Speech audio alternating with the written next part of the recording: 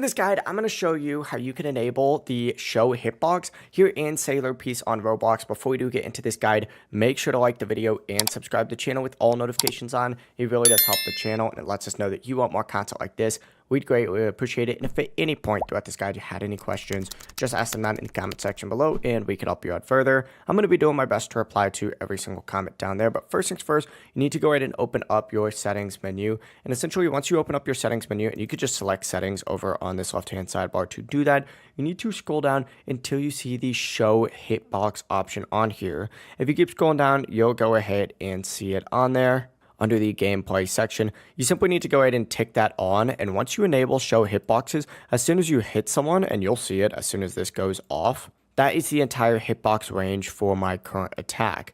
That is going to be the full process though. If you guys have any questions, ask them down in the comment section below and we can help you out further. I'm going to be doing my best to reply to every single comment down there. Before you do leave this guide, make sure to like the video and subscribe to the channel with all notifications on. It really does help us out and it lets us know that you want more content. Have a great rest of your day though. Peace.